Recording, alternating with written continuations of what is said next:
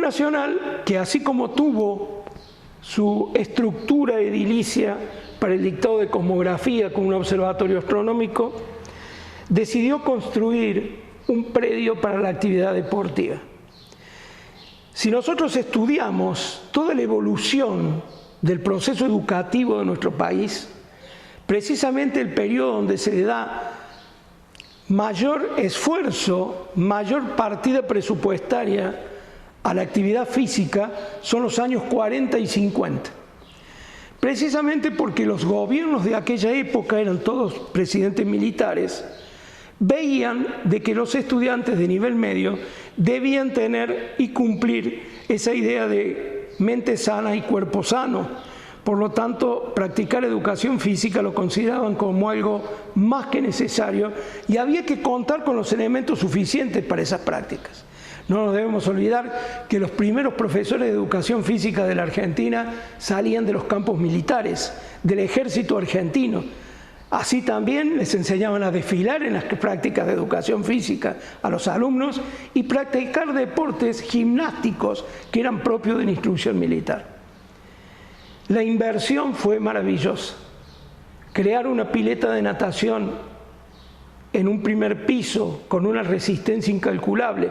La pileta, quien quiera observarla, está colgada. No está sostenida con pilares desde abajo. Tiene una U en construcción sólida y de esa U está colgada la pileta. Sostiene miles y miles de kilos, no solo de estructura, sino de agua cuando esa pileta y de seres humanos cuando están practicando deporte de natación en su interior. Alrededor de la pileta se construyeron gimnasios, pabellones, consultorios. El colegio contaba en forma permanente con un odontólogo, había un gabinete odontológico al lado de la pileta, médicos que en forma continua estaban haciendo revisación a los estudiantes. Había que tener cuerpo sano para practicar los deportes y había que tener estudiantes sanos, de mente, de espíritu y de físico.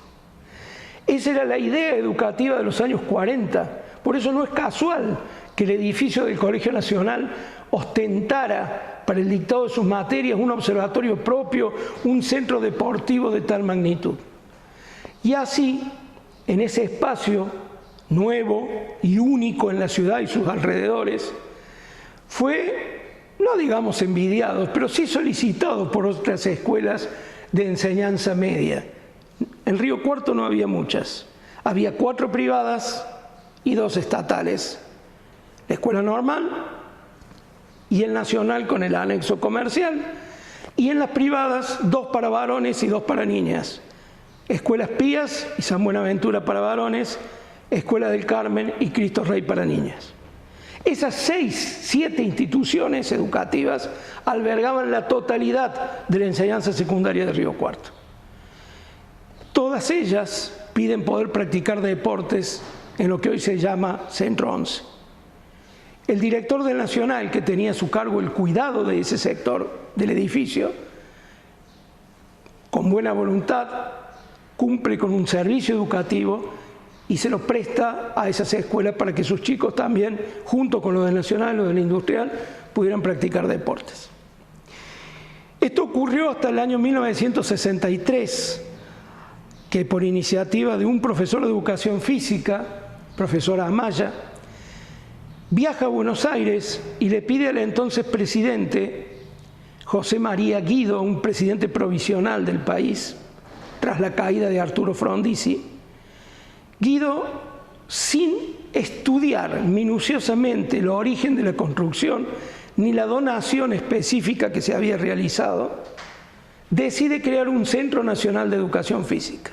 Este no era el primero. El país ya había tenido anteriormente 10 centros nacionales de educación física. Por eso este lleva el nombre de Centro 11.